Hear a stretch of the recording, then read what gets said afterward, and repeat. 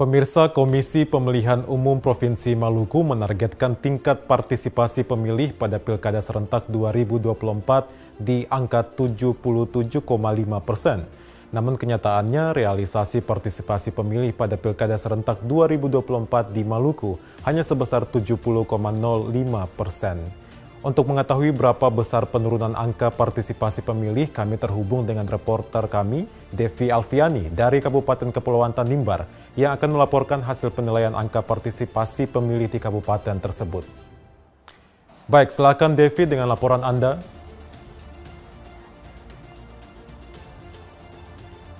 Baik Juan dan pemirsa, dapat kami laporkan bahwa pada pemilihan kepala daerah, bupati dan wakil bupati Kabupaten Kepulauan Tanimbar terjadi penurunan partisipasi pemilih. Hal ini jika dibandingkan dengan partisipasi pemilih pada Pileg dan Pilpres yang berlangsung pada Februari 2024 lalu.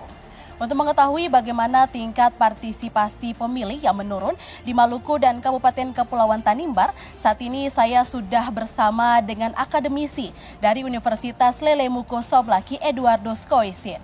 Selamat malam Pak Edo. Selamat malam Bu Devi.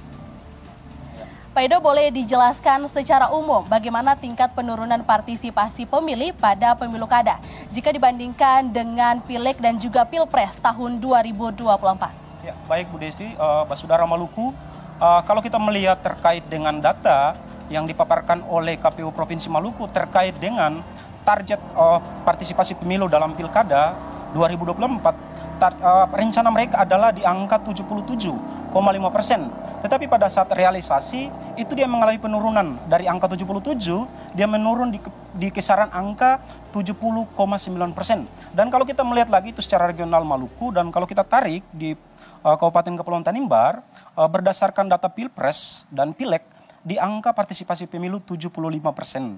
Tetapi pada saat Pilkada dia mengalami penurunan kurang lebih 2%, yaitu di angka 73%. Hal itu membuat ada berbagai macam indikator yang menjadi kendala mengakibatkan terjadi penurunan angka partisipasi pemilu. Seperti itu Bu Devi.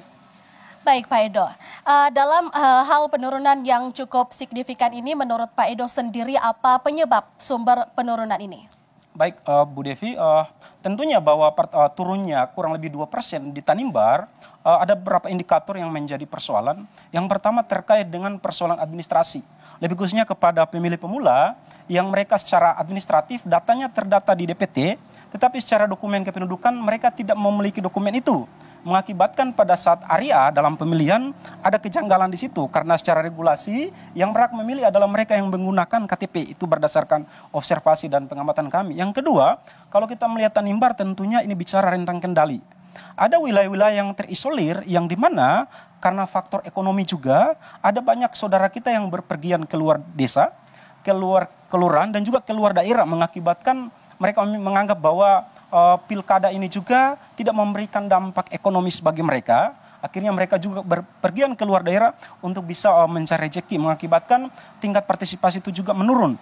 Yang berikut juga kalau kita melihat terkait jarak antara Pilpres dan Pileg ini kan berdekatan antara bulan Februari dan bulan November.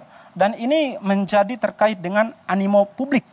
Karena masyarakat Tanimbar memilih presiden dan waktunya tidak berselang lama memilih bupati dan wakil bupati, ini menyangkut dengan public figure atau ketokohan. Nah, apatisme pemilih Tanimbar juga itu kita bisa melihat. Karena kita melihat bahwa siklus demokrasi 5 tahunan, masyarakat menganggap bahwa tidak memberikan dampak efektif bagi mereka dalam aspek ekonomi. Kalau tadi saya bahas terkait Tanimbar sebagai kabupaten termiskin di Tanimbar di Provinsi Maluku, tentunya hal ekonomi juga berdampak sekali terhadap tingkat partisipasi pemilu di Provinsi Maluku dan lebih khususnya di Kabupaten Kepulauan Tanimbar. Mungkin begitu Bu Devi. Baik Pak, berdasarkan kendala-kendala yang sudah Pak Edo jelaskan, lalu bagaimana dengan hasil evaluasi dalam penurunan partisipasi pemilih ini Pak? Baik, ya, yang berikut saya tambah satu hal Bu Devi ya, terkait dengan tingkat apatisme masyarakat dan juga berdasarkan observasi kami, pengamatan kami pada saat area saya di Tanimbar, terkait isu money politik. Karena kalau kita melihat bahwa masyarakat Tanimbar ini juga ada yang masyarakat yang pemilih yang mohon maaf transaksional dan juga ada yang memiliki karakteristik pemilih yang rasional. Dan hal ini juga kalau kita melihat secara klasifikasi karakteristik pemilih Tanimbar, masyarakat juga anti terhadap hal yang sifatnya transaksional yang mengarah terhadap intimidasi. Karena kalau kita melihat bahwa prinsip dasar demokrasi adalah kedaulatan publik yang diterjemahkan dalam pemilu, dan hal itu masyarakat Tanimbar juga saya mau katakan sudah sangat rasional. Nah, ini jadi bahan evaluasi kita. Saya rekomendasikan beberapa hal, Ibu Devi. Yang pertama terkait dengan untuk meningkatkan tingkat partisipasi pemilu terkait dengan administrasi. Perlu penyelenggara KPU harus bekerja sama, harus bersinergi dengan pemerintah daerah, dalam hal ini adalah Dukcapil, untuk bagaimana memastikan, kalau toh 5 tahun ke depan, memastikan semua masyarakat yang memiliki hak pilih, berdasarkan regulasi, harus mendapatkan data kependudukan yang jelas, dalam hal ini adalah KTP. Karena sangat disayangkan, mereka punya hak untuk memilih, tetapi mereka dijegal dengan persoalan administratif. Nah, hal itu yang membuat perlu adanya sinergi, kolaborasi untuk bagaimana kita melihat ke depan tingkat partisipasi pemilu di Maluku, lebih khususnya di Tanimbar, itu lebih meningkat lagi. Mungkin begitu, Bu Devi. Baik, terima kasih Pak Edo atas informasi yang diberikan. Selamat untuk bertugas kembali. Siap. Terima kasih, Bu Devi. Demikian pemirsa yang dapat kami laporkan dari Kabupaten Kepulauan Tanimbar. Kembali kepada Juan Sakwarela dan Eni Parinusa di studio.